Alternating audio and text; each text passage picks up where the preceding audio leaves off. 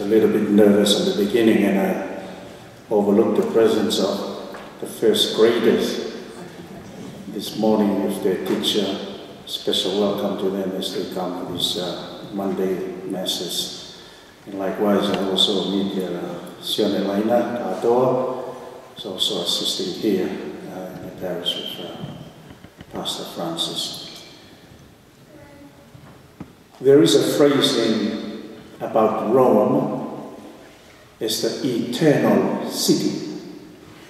And as a young newly ordained bishop way back in 2008, as I frequently seen this phrase in regards to Rome as an eternal city, I asked one of the fellow bishops, what's the meaning? Why Rome is called eternal city? And then this bishop said to me, well, I guess Rome is supposed to reflect something of eternity, the end of time. And he also pointed out the same point when we went into the basilica, where there's these paintings and statues of saints. It's beautiful, it's spectacular. Those who've been to Rome, I'm sure you witnessed it, especially those who just went there recently, the last few days. On the day of our consistory, where we were given our ring and our hat and a special blessing as symbolic of a servant of being called to serve the church, I was sitting there, and that memory came to me as I was looking at this marvelous church, supposing to symbolize the eternal, especially in a particular way, the end of time, where it's supposed to be our aim. So, and as we were lining up, as the Pope called our name, and by the way, he really called and pronounced Soane, Patita, Paini, very clearly. It's probably his Spanish anyway. And it came, another image came to me as I was learning. It almost sounds like a graduation in a way, as we were lining up. So I was trying to figure out the true, deeper meanings of these whole symbolic gestures and rituals and the signs of the ring and so forth, our red cassock and so forth. So the image of a graduation, the end of time, sort of fittingly matched with this idea of the eternal city. And reminding ourselves, as I try to figure out, questioning myself, and this image of being servant, to serve the church, vividly all came at once to me. The end of time. And I remember this passing thought also came to me, hey, this is not about privilege by me. It is like reminding me the real thing, the real point about here is whether you would be lining up at the end of time and receive the true reward of all rewards, which is welcome to eternity. So I was questioning myself along that way. Today's gospel, on this first week of Lent, sort of takes us to the future, to the end of time. As Jesus is portrayed by the Gospel of Mark, will be presented in his glory with the angels around him, and he is there in the throne.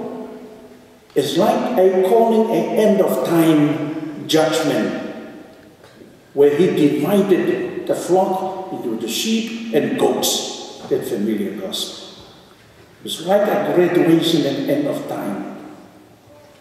And there he was rewarding those who had been faithful throughout their lives. And on the other hand, he set apart those who perhaps were unfaithful. And there seemed to be a criterion for those who would receive their reward. in this glorious judgment in the end of time. And as we listen to the gospel, the criteria or the test was those who had fed me, those who were hungry and they were fed, they were feeding me. Those who were in the hospital, and you who had visited these people, you have visited me. That is the criteria. And that is why this special opportunity of Lenten time is a chance for us to re-examine our Christian life, particularly whether we truly serve in love those who are unfortunate. The whole church is so touched by our Holy Father leading by example. And that I mean, he is so full of life, compassion, and even reaching out to people, touch them.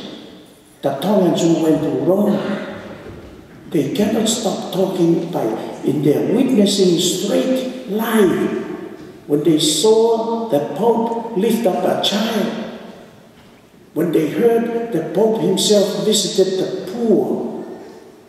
So in other words, the Holy Father is trying to remind ourselves in the church, there is only one essential point, especially in the end of time, end of life, we would be judged. And that is whether you have reached out to the poor, whether you visited the sick. So Lenten time, my dear brothers and sisters, is a special time to re-examine our lives, especially whether we have merely followed this. And therefore we need that special grace from God himself to help us as we continue our journey in life. So let's continue to pray for one another, because that is the only criteria God at the end of time will ask whether you did love your neighbor. So let's pray for that special grace, especially to make some efforts, maybe in this time of Lent, to even visit the sick or reach out to those who are living in the fringes. Bishops around the world have been challenged by the Holy Father, and one of those famous phrases he did say to us bishops, reach out to the sheep and even try to smell like sheep. In other words, he's reminding ourselves not to be too caught up in their office with administration. These are important. This is part of the ministry of us pastors and bishops. But in a special way, to make time and effort to reach out to the poor, to visit and give them hope, uplift their souls and their morale.